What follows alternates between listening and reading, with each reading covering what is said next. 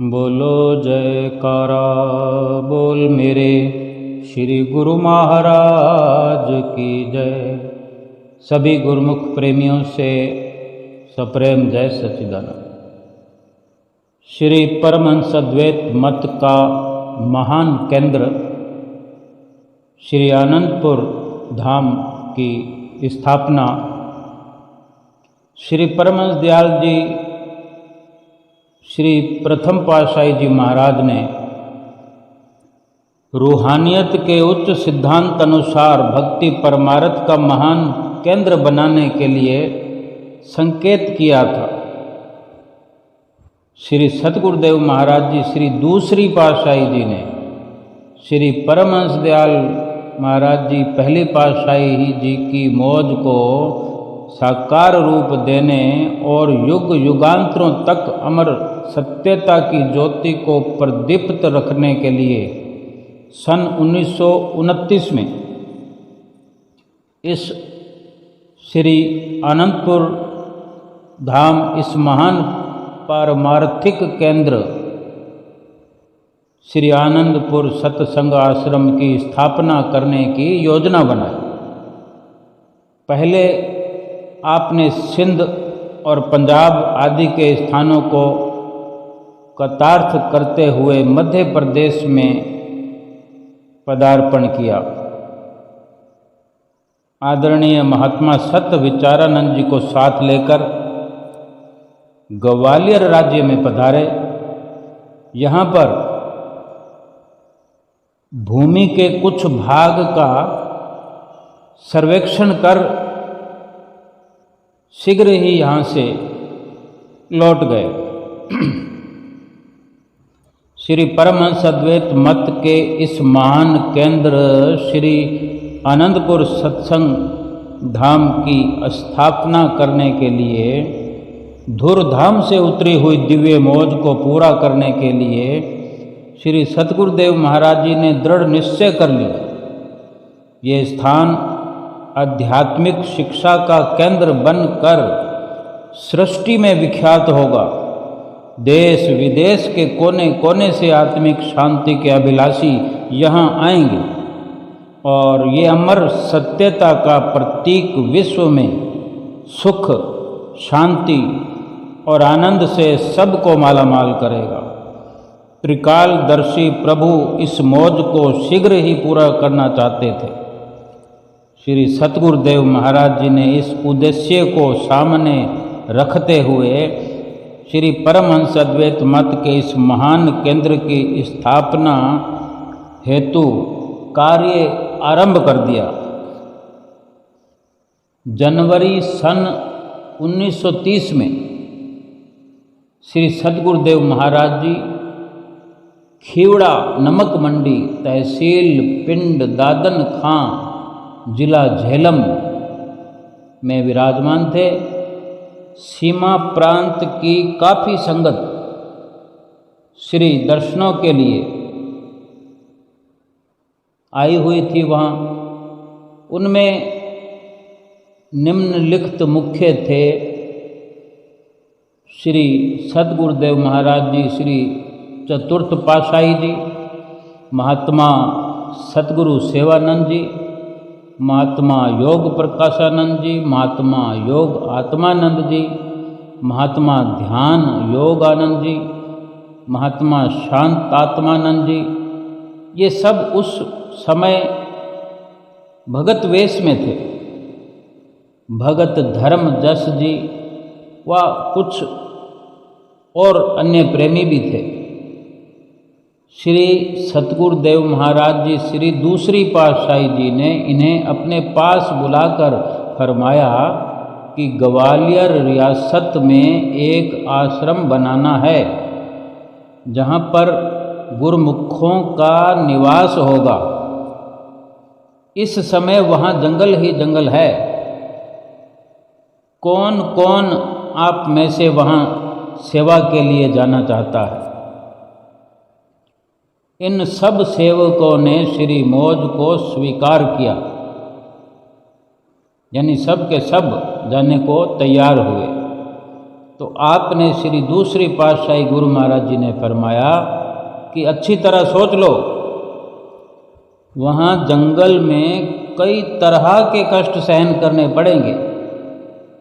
सब ने प्रार्थना की, प्रभु आपकी प्रसन्नता के लिए हमें सब कुछ स्वीकार है।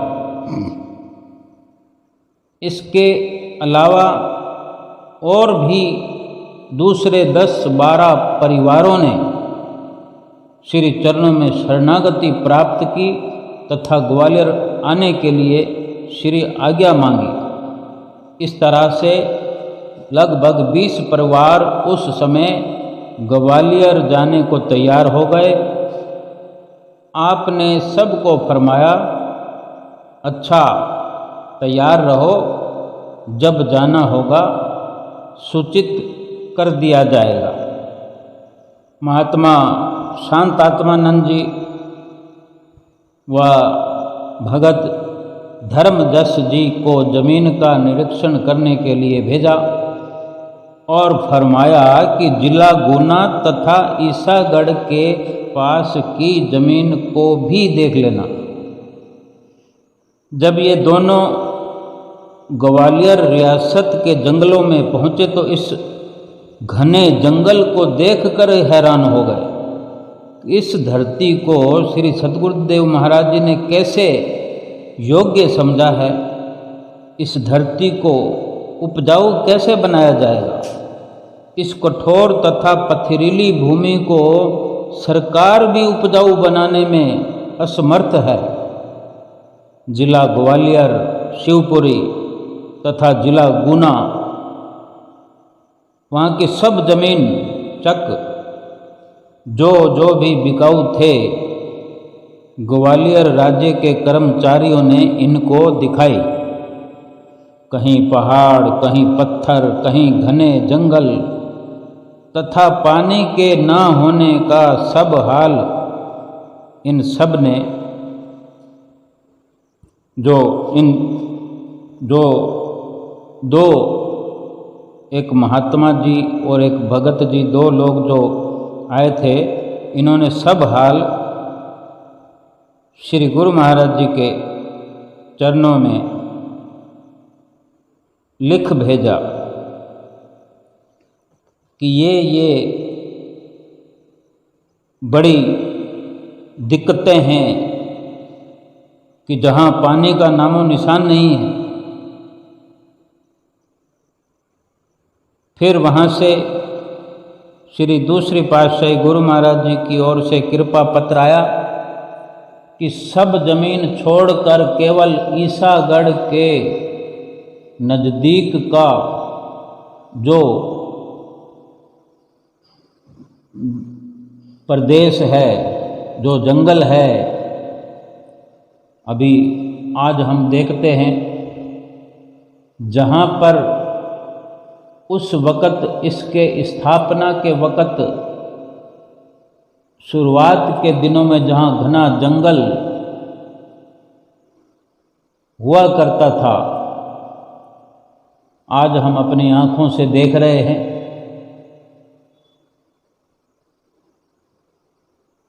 देखो, जब ये दोनों भगत इस जंगल में पहुँचे तो ये स्थान उन्हें तो बिल्कुल पसंद आया ही नहीं, क्योंकि यहाँ पानी की तो एक बूंद भी नहीं थी। पानी के बिना कोई रह सकता है?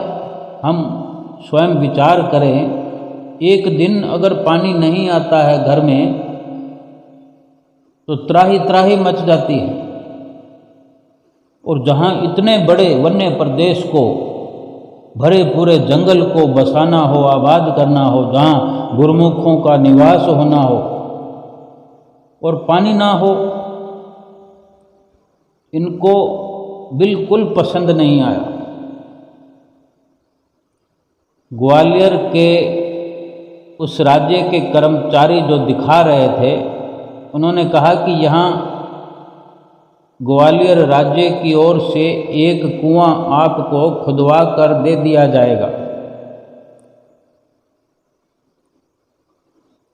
महात्मा शांत आत्मानंद जी व भगत धर्मजस जी ने, जो उस वक़्त दोनों ही भक्त वेश में थे, आगे चलकर भगत जी रहे और महात्मा शांत आत्मानंद जी महात्मा साधु वेश जिनको मिला। सारा आनंदपुर की भूमि का हाल श्री चरणों में लिखा कि यहाँ जंगल ही जंगल है, पथरीली और बंजर भूमि है, पानी नहीं है, और ईसागढ़ यहाँ से 3 मील की दूरी पर है। इससे तो फिर जिला ग्वालियर तथा शिवपुरी की ज़मीन अच्छी है, जहाँ उपज हो सकती है, पानी की सुविधा भी है, शहर भी साथ में ही है। इनका इस प्रकार लिखा पत्र जब श्री दूसरी पातशाही गुरु महाराज जी के चरणों में पहुंचा, पत्र चरणों में पहुंचते ही वहाँ से कृपा पत्र वापस आया, जवाब कि ग्वालियर शिवपुरी वाली जगह को छोड़कर केवल ईसागढ़ के नज़दीक वाली जगह ही लेनी है। इस जगह को लेने का निर्णय हो गया। राज्य कर्मचारियों से श्री आनंदपुर, शांतपुर, कुलवार की सीमाबंदी करवाई गई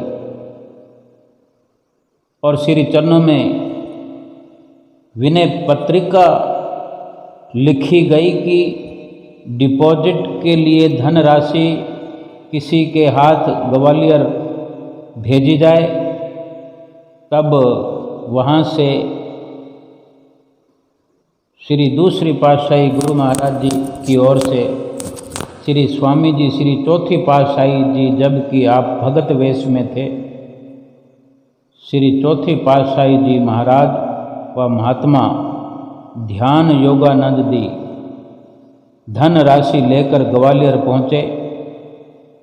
महात्मा शांत आत्मानंद जी व भगत धर्मजस जी भी ग्वालियर पहुँच गए ईसागढ़ से। इस प्रकार 4 अगस्त के दिन, आज का ही दिन था, जो आज 4 अगस्त है, 4 अगस्त के दिन 1930 को श्री आनंदपुर धाम की जो धरती ग्वालियर रियासत से खरीद की, उसकी डिपॉजिट राशि जमा करवाकर तीनों जगह का अधिकार प्राप्त कर लिया। श्री आनंदपुर, शांतपुर और कुलवार चक, ये 3 इलाके, इनकी सीमाबंदी भी सरकार से करवाई गई, इनका अधिकार प्राप्त कर लिया। इस प्रकार इस जमीन पर अधिकार प्राप्त करने में 7 महीने लगे। जनवरी से ये शुरुआत हुई और जुलाई तक 7 महीने हो गए। 4 अगस्त को डिपॉजिट राशि जमा करवा दी गई, अधिकार प्राप्त कर लिया गया। अधिकार प्राप्त करने के बाद आदरणीय महात्मा शांत आत्मानंद जी इस जमीन की देख रेख के लिए यहाँ रह गए और बाकी सब लौट गए और श्री चरणों में पहुंचकर सारा हाल विस्तार से प्रस्तुत किया। जो भगत लोग खीवड़ा मंडी में स्वयं को श्री चरणों में शरणागत कर अपने आप को समर्पण कर चुके थे, उनके नाम श्री आज्ञा भेजी गई कि अब ग्वालियर जाने को तैयार हो जाओ। जिनसे पहले कहा था कि तैयार रहो, वक्त आने पर सूचित किया जाएगा, तो अब ये सूचना उनको भेजी गई।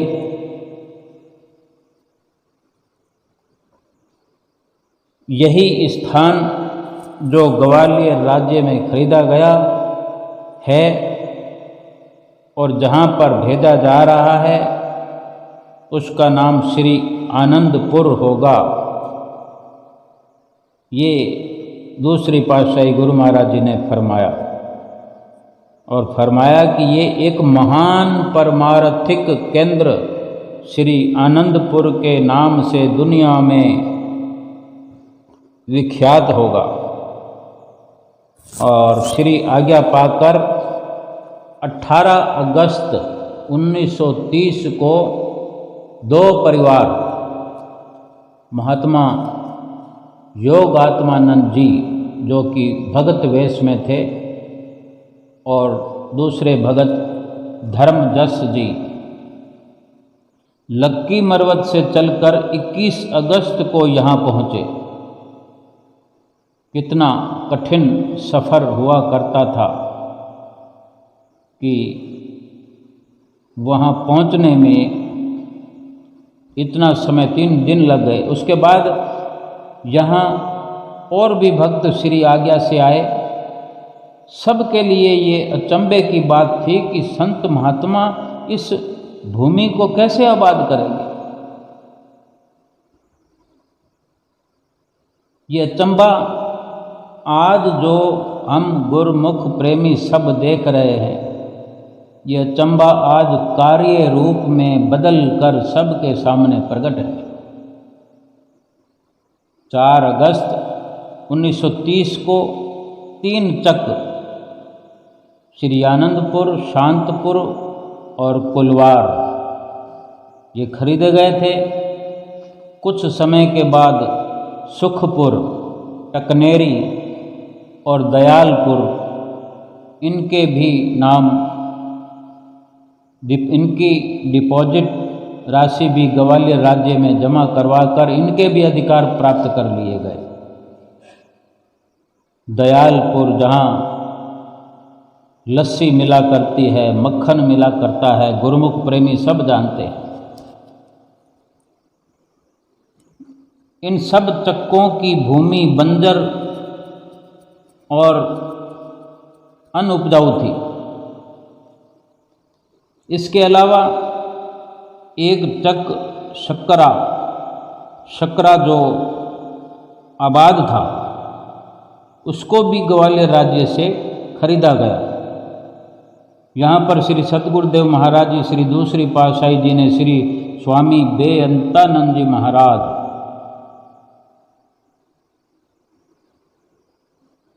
जो कि भगत वेश में थे, चौथी पातशाही गुरु महाराज जी का ये शुभ नाम है। जब भगत वेश में थे तो इनको दूसरी पातशाही गुरु महाराज जी ने इनको सब चक्कों का, जो भी खरीद किए गए सब चक्कों का मुखिया बना दिया। और जो शरणागत परिवारों की ज़रूरत थी, इन्हीं को चौथी पातशाही गुरु महाराज जी को इनकी ज़रूरतों को पूरा करने का आदेश दिया श्री दूसरी पातशाही गुरु महाराज जी ने। फिर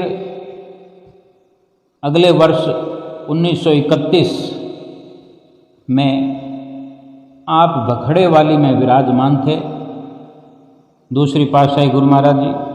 वहाँ पर श्री स्वामी बेअंतानंद जी महाराज श्री आज्ञा अनुसार श्री दर्शन के लिए आए।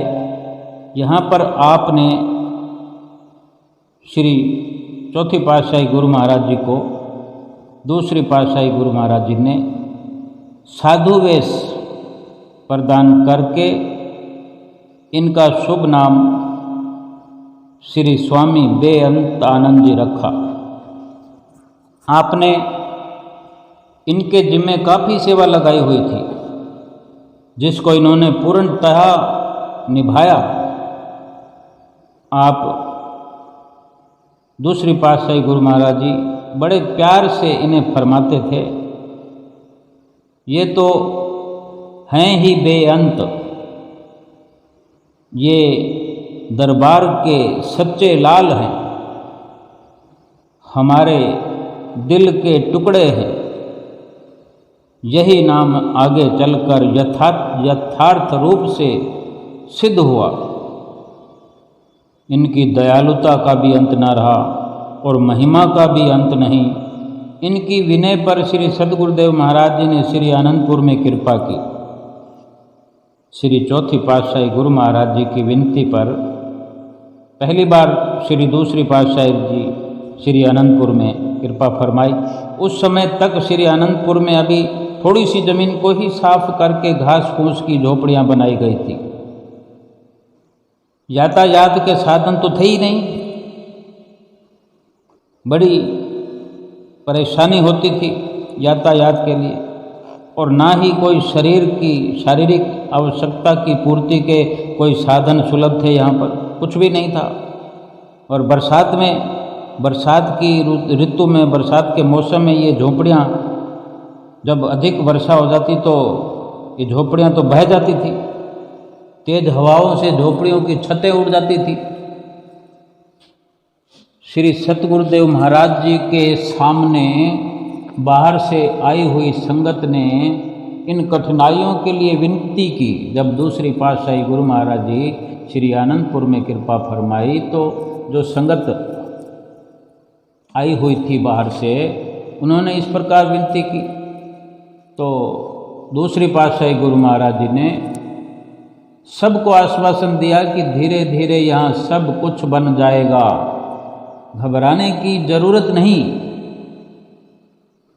इस प्रकार उनको आश्वासन देकर तथा कुछ दिन यहाँ श्री दर्शन देकर फिर सत्संग कार्य के लिए लौट आए। आप सब स्थानों का परिभ्रमण करके फिर चकोड़ी संत आश्रम में लौट आते थे। इस प्रकार आप मध्य प्रदेश, उत्तर प्रदेश को कतार्थ करके फिर पंजाब में आए। अब नित्य प्रति शरणागतों की संख्या बढ़ती जा रही थी। आपकी लीला मन वाणी से परे है। आप क्या क्या करते थे इसका ठीक ठीक विवरण देना तो कठिन है, बहुत कठिन है। फिर आपने 1933 में शरणागतों के आग्रह पर, विनती पर श्री आनंदपुर में कृपा की और श्री दर्शनों के लिए संगतों को आने की आज्ञा भी प्रदान की। श्री दर्शन के लिए यहाँ संगतें आने लगी। केवल श्री सतगुरुदेव महाराज जी के लिए एक कमरा जो पत्थरों से बनवाया गया था, बाकी सब झोंपड़ियाँ थी। उस समय एक कृषि विभाग के कृषि मंत्री जिनका नाम श्री बापूराव कुंवर, वो भी श्री दर्शन के लिए आए।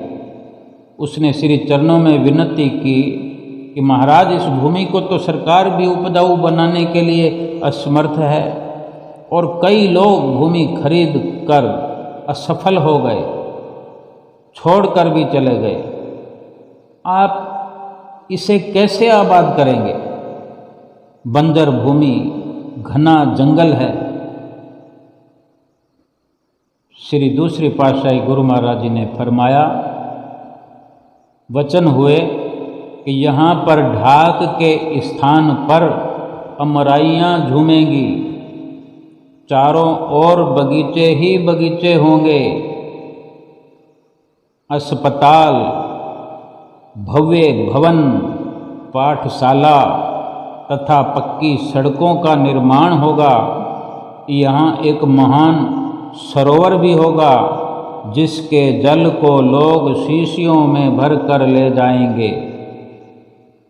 ये एक तीर्थ धाम बनेगा। यहाँ और बहुत कुछ होगा। ये प्रवचन सुनकर वो कृषि मंत्री नतमस्तक हो गया। उसने मन ही मन सोचा कि संतों की लीला न्यारी है, उनके रहस्य को बुद्धि द्वारा जानना कठिन है। श्री सतगुरुदेव महाराज जी श्री तीसरी पातशाही जी ने कालांतर में इन श्री वचनों को साकार रूप दिया और वर्तमान समय तक युग पुरुष महान विभूतियाँ उन श्री वचनों को साकार रूप दे रही है। आपने श्री आनंदपुर में कुछ समय गुरुमुख शरणागतों को श्री दर्शनों से कृतार्थ किया। श्री आनंदपुर निवासी सेवकों को मेहनत करके इसे आबाद करने की आज्ञा प्रदान कर स्वयं सत्संग उपदेश के लिए वहाँ से प्रस्थान किया। श्री आनंदपुर का संपूर्ण हाल श्री आनंदपुर सत्संग आश्रम का जो प्रकरण है उसमें दिया गया है कि आप एक वर्ष में कितने ही स्थानों को कथार्थ करते, इसका वर्णन किया ही नहीं जा सकता। कई बार आप मौजवश 2-4 महीने भी एक स्थान पर ठहर जाते और कई बार 4 महीने में सारे पंजाब तथा सीमा प्रांत उत्तर प्रदेश जहाँ पर इस संप्रदाय के आश्रम स्थापित थे सबको कथार्थ कर देते। इन सब का मुख्य केंद्र चकोड़ी संत आश्रम ही था, जहाँ पर सब स्थानों पर भ्रमण करके फिर वापस लौट आते थे। एक बार आप आश्रम की हवेली जो चकोड़ी स्थान पर सत्संग के कमरे के आगे बनी हुई थी वहाँ पर टहल रहे थे तो महात्मा रोशनानंद जी व कुछ अन्य महात्मा जन भी आपके साथ थे।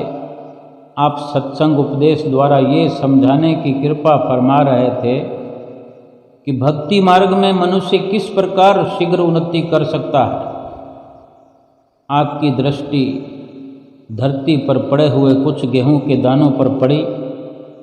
आपने फरमाया, समय के संत सतगुरु की यही विशेषता होती है कि वो कुदरत की किसी वस्तु को लक्ष्य बनाकर ऐसे सरल ढंग से जीवों को समझाने की कृपा करते हैं कि साधारण से साधारण मनुष्य भी सरलतापूर्वक समझ जाते हैं। आपने धरती पर पड़े हुए कुछ दानों की ओर इशारा करके साथ वाले महात्मा जनों को फरमाया कि अब देखो, ये थोड़े से गेहूं के दाने देखने में तो कितने तुच्छ हैं जो यहाँ बिखरे पड़े हैं, कितने तुच्छ हैं यह दाने, और यहाँ से कितने आदमी गुजरे होंगे। उनकी दृष्टि भी इन गेहूं के दानों पर पड़ी होगी, परंतु इनको तुच्छ जानकर किसी ने इनकी ओर ध्यान नहीं दिया।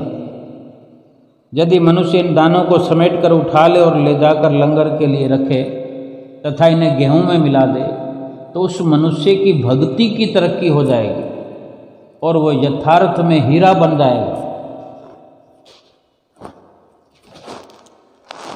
फिर फरमाया कि इसी प्रकार गुरुमुख जन जितनी श्री दरबार के लिए अधिक हित चिंता खैर ख्वाही करेंगे, ख्याल रखेंगे, उतना ही जल्दी भक्ति की राह में उन्नति भी करेंगे। श्री दरबार में प्रत्येक गुरुमुख सेवक हृदय से इसे अपना घर समझे। जैसे अपने घर को या अपनी वस्तुओं को सदा संभाल कर रखा जाता है, उसी प्रकार श्री दरबार की प्रत्येक वस्तु को अपना घर समझकर उसकी संभाल करें। इसमें जरा भी आलस्य नहीं करना चाहिए। यदि एक बार गफलत कर दी, एक बार गफलत हो गई, लापरवाही हो गई तो मन फिर बार बार इस प्रकार धोखा देता है, मन हावी हो जाता है, उन्नति की बजाय अवनति की ओर ले जाता है, गिरावट की ओर ले जाता है। श्री दरबार के साथ सहानुभूति रखना, अपने साथ सहानुभूति रखना है। इस तरह से जीव भक्ति मार्ग में शीघ्र ही उन्नति कर सकता है। सद्गुरु के वचन तथा सद्गुरु के उपदेश ही गुरुमुख की अपनी पूंजी हैं। यही उपदेश ही समय समय पर जीव को गिरावट की ओर ले जाने से बचाते हैं। समयानुसार ये सत्संग उपदेश उसे चेतन करते रहते हैं, जगाते रहते हैं। महात्मा रोशन आनंद जी श्री वचन अनुसार उन गेहूं के दानों को इकट्ठा कर लंगर में दे आए और श्री सतगुरुदेव महाराज जी के गुणानुवाद गाने लगे। कितनी सहानुभूति है, संत महापुरुषों को हम जीवों के साथ समय समय पर जीव को सावधान करते रहना, उनके अवगुणों को निहारना, न देखना अवगुणों को, और सदा अपनी कृपा की बरसात करना, काल माया के चक्कर से बचाने के लिए सदैव सत उपदेशों द्वारा रास्ता दिखाते रहना, ये उनका कर्तव्य होता है। फिर हम अधम जीवों के लिए कितने कितने कष्ट सहन कर सन्मार्ग पर लगाते हैं। निरंतर सर्दी, गर्मी, वर्षा इत्यादि सब कुछ सहन करके वे सदा सदा सदा परमार्थ की राह पर लगे रहते हैं। उन्हें अपने शरीर के कष्टों की जरा भी परवाह नहीं होती। उनके एक एक वचन में कितना रहस्य छुपा होता है, फिर भी वे दिन रात आठों याम इस प्रकार सत्य वचनों की बरसात करते ही रहते हैं, ताकि जीव तो भूला हुआ है, ये जीव जो जन्म जन्मांतरों से काल माया के चक्कर में आया हुआ है, वो इन बंधनों से मुक्त हो जाए, अपने वास्तविक लक्ष्य को प्राप्त कर आनंद तथा शांति प्राप्त करे। यही समय अनुसार संत महापुरुषों के अवतरण का मुख्य उद्देश्य होता है। परंतु वे नर लीला में हमें साधारण प्रतीत होते हैं। आप सन 1931 से 1934 तक सारे उत्तर प्रदेश, सीमा प्रांत तथा पंजाब को श्री पवन वचनामृत द्वारा कतार्थ करते रहे। इसी बीच सन 1934 में आपने एक बार सिंध से श्री स्वामी वैरागानंद जी महाराज श्री तीसरी पातशाही जी को संत आश्रम चकोड़ी में बुलाया और उन्हें फरमाया कि श्री आनंदपुर का भी प्रबंध आपने ही करना है। श्री आज्ञा पाकर श्री स्वामी जी श्री तीसरी पातशाही जी महाराज श्री आनंदपुर में आए और कुछ समय यहाँ रहकर प्रबंध करके फिर श्री आज्ञा मिलने पर सिंध लौट गए। सिंध में तो श्री स्वामी जी श्री तीसरी पातशाही जी महाराज प्रत्येक प्रेमी के हृदय पर राज करते थे। श्री सतगुरुदेव महाराज जी श्री दूसरी पातशाही जी ने पहली बार सिंध में प्रेमियों को फरमाया था कि हम फिर सिंध में श्री दर्शन देंगे, और उन प्रेमियों की प्रार्थना को स्वीकार कर फिर 1934 में सिंध में कृपा फरमाई। आप इस बार अधिकतर श्री स्वामी जी श्री तीसरी पातशाही जी से ही सत्संग करवाते थे, परंतु कभी कभी जब आप श्री सतगुरुदेव महाराज जी श्री दूसरी पातशाही जी मौज में आते तो छोटी छोटी बातों पर कितने राज से भरे हुए वचन फरमाते, जिन्हें सुनकर प्रेमियों के हृदय पुलकित हो उठते। ऐसे ही एक बार आपने महात्मा सुख आत्मानंद जी के बारे में भी रहस्य से भरे हुए वचन फरमाए कि जिससे कि महात्मा सुख आत्मानंद जी के भी ज्ञान चक्षु खुल गए और अन्य महात्मा जनों को भी संत महापुरुषों के सुखदायी और कल्याणकारी श्री वचनों को सुनने का अवसर मिल गया। महात्मा सुख आत्मानंद जी ने अपने इस वृत्तांत का इस प्रकार वर्णन स्वयं किया है। इस प्रकार आपने कई बार अपनी मौज अनुसार सिंध में श्री प्रवचन फरमाकर प्रेमी जनों को कतारत किया। आपने कई प्रेमियों को यहाँ गुरु दरबार में शरणागति के लिए श्री आज्ञा दी। कितने ही भक्त जनों को उनकी विनय पर उन्हें अपनी कृपा से साधु वेश प्रदान किया। श्री स्वामी जी श्री तीसरी पातशाही जी ने सिंध की संगतों को भक्ति के अनुपम धन से मालामाल कर दिया था। प्रेम भक्ति में सभी प्रेमी रंगे जा चुके थे। दीपावली का शुभ पर्व करीब था। प्रेमियों ने श्री चरणों में दीपावली का पर्व सिंध में मनाने के लिए विनती की। उनकी विनय को स्वीकार कर आपने श्री सद्गुरुदेव महाराज जी, श्री दूसरी पातशाही जी दीपावली का शुभ पर्व सिंध में मनाया। आपके आगमन से और भी सैकड़ों प्रेमी बन गए। सिंध में तो मानो प्रेम रूपी अमृत दिन रात ही बरस रहा था। प्रेमी जन सदा श्री दर्शन के लिए आतुर रहते थे।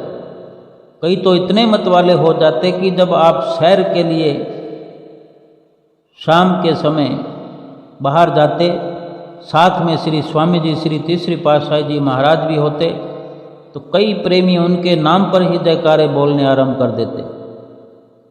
आप उन्हें इस मस्ती में डूबा हुआ जब देखते तो मन ही मन अत्यधिक प्रसन्न होते। सिंधी लोगों ने आपका भाव भीना स्वागत किया।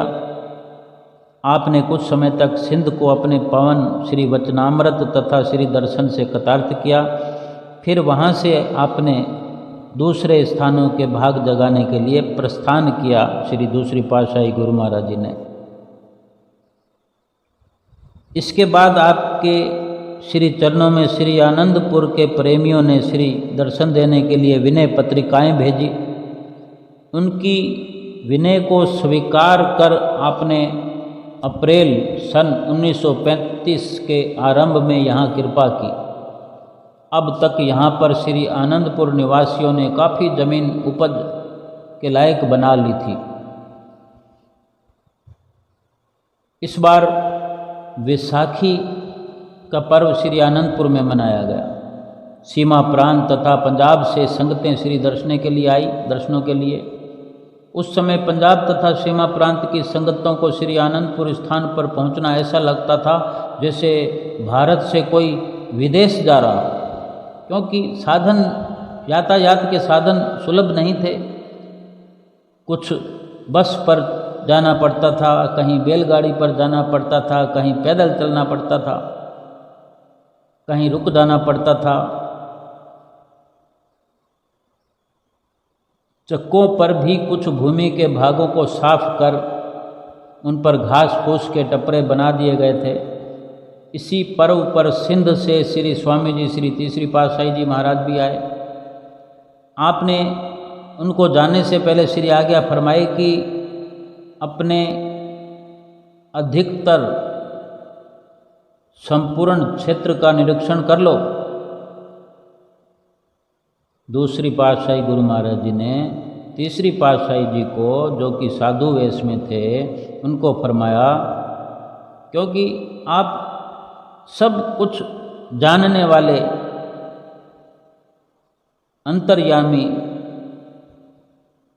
श्री दूसरी पातशाही गुरु महाराज जी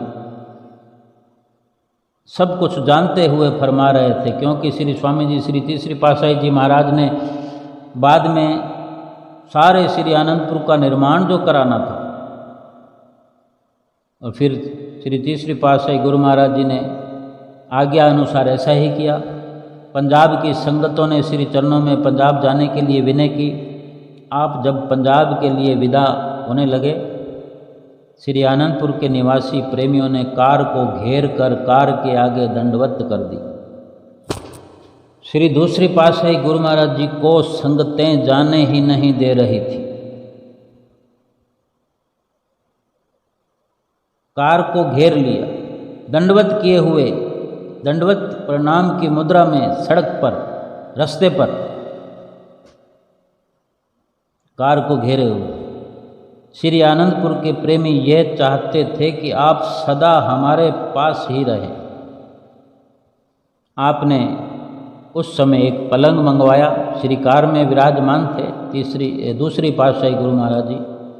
दूसरी पातशाही गुरु महाराज जी ने आज्ञा दी और एक पलंग मंगवाया तथा उस पलंग पर विराजमान हो गए। वहीं सब प्रेमी पलंग को घेर कर खड़े हो गए। इधर महात्मा पूर्ण श्रद्धानंद जी श्री आज्ञा अनुसार कार को फाटक के पास ले गए। उधर आप प्रेमियों को श्री दर्शन से निहाल करने लगे। सभी प्रेमियों ने इस दर्शन रूपी स्वाति अमृत को पिया, आनंद प्राप्त किया। उस समय श्री प्रवचन हुए, हमने अब एक स्थायी स्थान पर विश्राम करना है। अब हम सड़क के मध्य में खड़े हैं, हमारा निवास स्थान भी मध्य में है और होगा।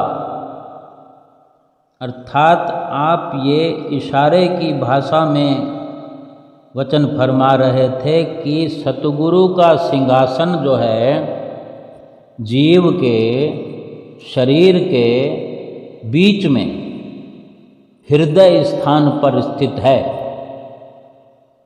दूसरा, भक्ति परमार्थ का केंद्र श्री आनंदपुर भारत के मध्य में मध्य प्रदेश में है। इसीलिए सब ओर से लोग यहाँ से ज्ञान लाभ प्राप्त करने में समर्थ होंगे। कितने ज्ञान से यथार्थ से भरे हुए प्रवचन कि गुरुमुखों को एक वरदान दे दिया कि जिस प्रकार आनंदपुर के मध्य में इस रास्ते पर हम हैं, सड़क के बीच में हैं, जैसे विराजमान हुए पलंग पर, इसी प्रकार सतगुरु का सिंहासन जीव के शरीर के बीच में हृदय स्थान पर स्थित है। खुले शब्दों में, जिसको हमने आज इतना जटिल बना दिया है, समझ नहीं पा रहे।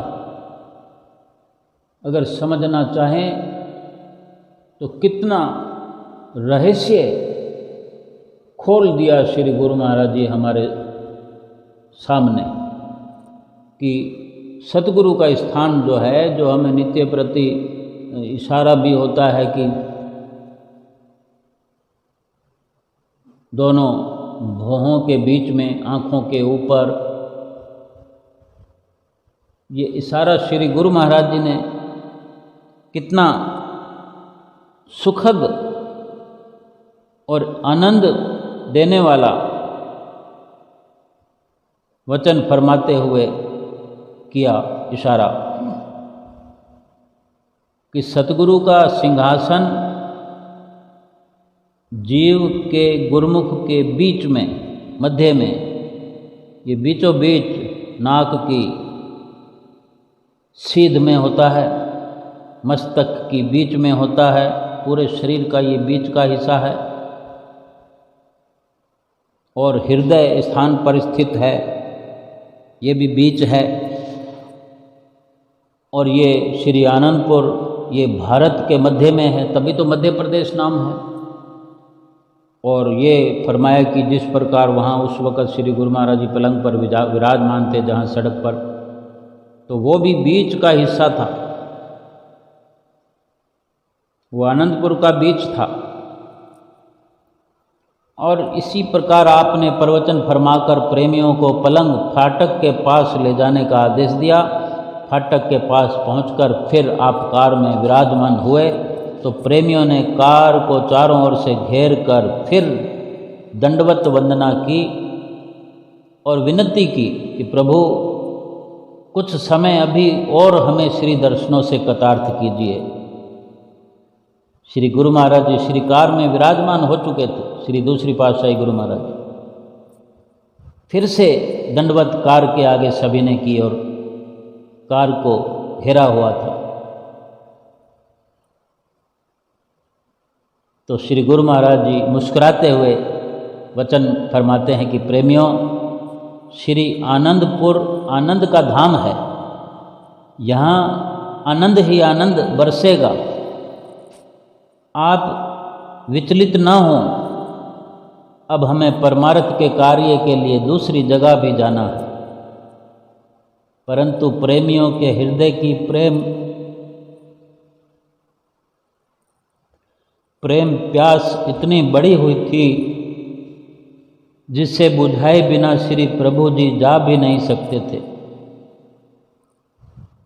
श्री गुरु महाराज जी ने देखा कि सबकी आंखों में आंसुओं की धारा बह रही थी और किसी के मुंह से कुछ कहते नहीं बन रहा था, मुंह से शब्द नहीं निकल पा रहे थे। इस असीम विरह दशा को देखकर कार से फिर नीचे उतरकर श्री गुरु महाराज जी ने फरमाया, हम अभी नहीं जाएंगे। इस प्रकार नित्य प्रति श्री दर्शन और प्रवचनामृत से उन्हें फिर से निहाल करने लगे। उस समय बहुत से अधिकारी भगत जनों को साधु वेश भी प्रदान किया, जिनमें से बहुत सारे नाम भी यहाँ दिए जा सकते हैं। उस समय के दिव्य दृश्य से, खुशी से, जयकारों की ध्वनि से आकाश मंडल गूंज उठा। एक नया ही रंग सब पर छाया हुआ था, एक निराली मस्ती का समागम बना हुआ था। श्री आनंदपुर में साधु मंडली का ये विशेष अवसर एक पर्व की तरह मनाया गया। प्रेमियों ने श्री सतगुरुदेव महाराज जी का धन्यवाद करते हुए स्तुति के भजन गाए, शुक्राने के गीत गाए कि देखो, गुरुमुख प्रेमियों का असीम प्यार देखकर श्री गुरु महाराज जी श्री कार से बाहर कृपा फरमाई, पलंग मंगवाया, पलंग पर विराजमान हुए और इतने यथार्थ भरे शब्द, श्री वचन सबको सुनाए और इतना असीम प्यार दिया और फिर से कार में विराजमान हुए और जैसे कि सबसे जाने के लिए, जैसे शब्द को बोलना भी उचित नहीं लगता, ऐसे जैसे कोई अपने बड़ों से कोई इजाज़त मांगता हो, ऐसे श्री गुरु महाराज जी इजाज़त मांग रहे कि हमें दूसरी जगह पर भी सत्संग प्रचार के लिए, गुरुमुख प्रेमियों को जगाने के लिए जाना है। इतना प्यार से, इतना दुलार से हमारे सतगुरु देव महाराज जी, जैसे कि आज हुजूर छठी पातशाही गुरु महाराज जी कितना प्यार से जब एक जगह से दूसरी जगह जाते हैं, उस समय जिस वक़्त खिचड़ी, दही खिचड़ी का भोग लगता है, ये इशारा होता है कि जब श्री गुरु महाराज जी कहीं और कृपा फरमाते हैं। तो इस प्रकार खिचड़ी दही का भी भोग लगाते हैं और फिर कहते हैं आप ही गुरुमुखों के और भी भाई बहन हैं, उनके पास भी जाना है। यानी सबको प्रसन्न करने में लगे रहते हैं, सबको भक्ति का दान देने में लगे रहते हैं, सबका सुधार करने में लगे रहते हैं, अपने शरीर के कष्टों की परवाह नहीं करते। और इस प्रकार सब गुरुमुखों ने जो शुक्राने के गीत गाए, सबका हृदय गद गद हो उठा। इसी खुशी में खूब प्रसाद बांटा गया, भंडारा भी किया गया।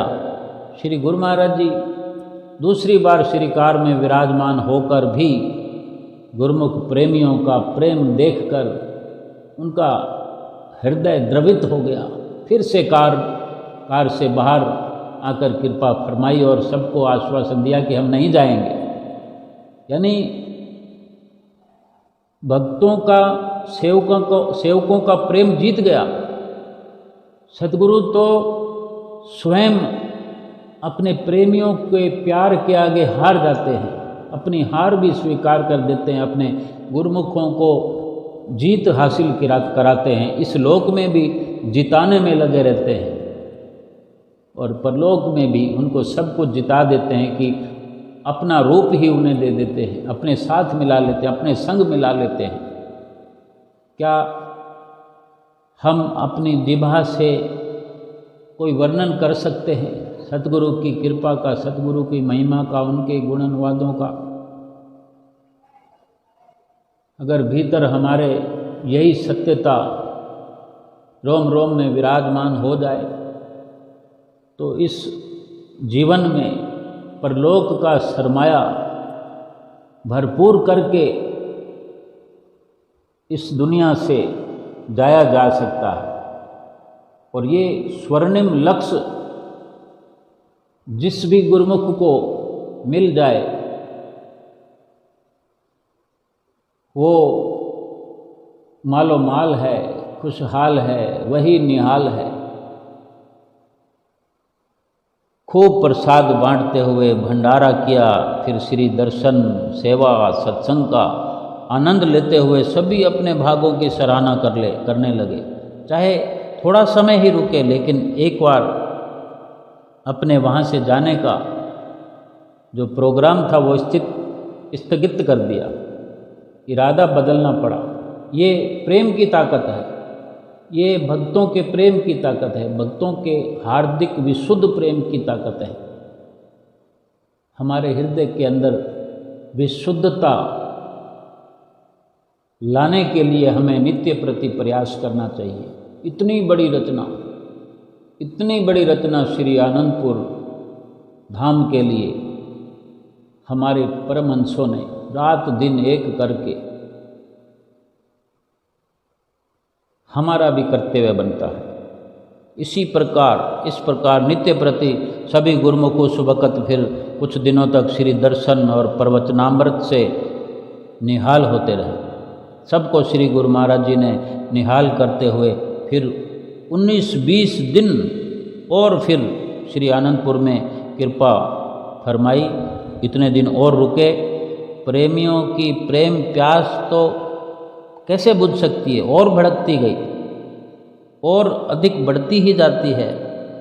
प्रेमी कब चाहते हैं कि प्रीतम हमसे दूर हों, परंतु पारमार्थिक केंद्र, परमार्थिक कार्य के लिए सब जगह पर जाना जरूरी होता है और जरूरी था। और आपने श्री आनंदपुर को फिर वहाँ से आनंदपुर से प्रस्थान किया, सबको दर्शनों से कृतार्थ किया और पंजाब के लिए प्रस्थान कर फिर चकोड़ी संत आश्रम में लौट आए। और इसी प्रकार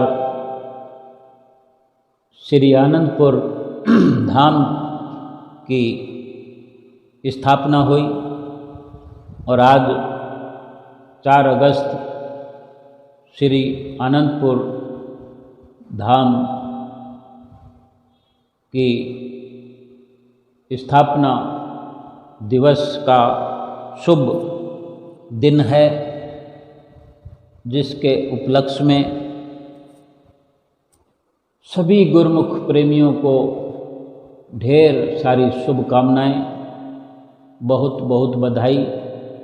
हम सभी गुरुमुख प्रेमी प्रयत्न करें अपने परमहंसों के इस प्रकार के जो उपकार हुए हैं, हो रहे हैं, नित्य प्रति उनको याद करके उनके नक्शे कदम पर चलने का प्रयास करते रहें। और जो प्रेम इस श्री आनंदपुर धाम की स्थापना के लिए गुरुमुख प्रेमियों ने, संतों महात्माओं ने और परमहंसों ने जो प्रेम उड़ेल दिया है इस श्री आनंदपुर धाम की धरा पर, हम भी इस प्रकार का प्रयास करें कि हमारी भी हाजिरी लगती जाए, लगती रहे। आज का दिन 4 अगस्त पूरे भारतवर्ष में स्थापना दिवस के रूप में मनाया जा रहा है। ये सच्चा स्थापना दिवस और इसकी खुशी तभी संपूर्ण हो सकती है कि इसको अपने हृदय के अंदर महापुरुषों की जो लीलाएं हैं, उनके जो कार्यकलाप हैं, उनके जो नक्शे कदम हैं, हृदय के अंदर धारण करना, कुछ शब्दों पर अमल करते हुए सच्चा लाभ प्राप्त किया जा सकता है। और हमारे पास भरपूर समय है, भरपूर समझ है। सब कुछ अगर समय भरपूर है, पूरा वक्त है हमारे पास और पूरी समझ आती है, तो आज्ञा का पालन करते हुए, नित्य प्रति 5 नियमों की पालना करते हुए भजन अभ्यास को दृढ़ता से, गूढ़ता से, उसकी गहराई में उतर करके श्वास श्वास सुमरण करते हुए, श्वास श्वास बंदगी करते हुए, श्वास श्वास दर्शन ध्यान करते हुए, पल प्रति पल भक्ति के रास्ते पर अग्रसर होते हुए, भक्ति की राह पर चलते हुए अपने सतगुरु की प्रसन्नता के पात्र बने, अपना लोक परलोक सुहेला करें। सभी गुरुमुख प्रेमियों को फिर से बहुत बहुत बधाई आज 4 अगस्त के श्री आनंदपुर धाम के स्थापना दिवस की। बोलो जयकारा बोल मेरे श्री गुरु महाराज की जय।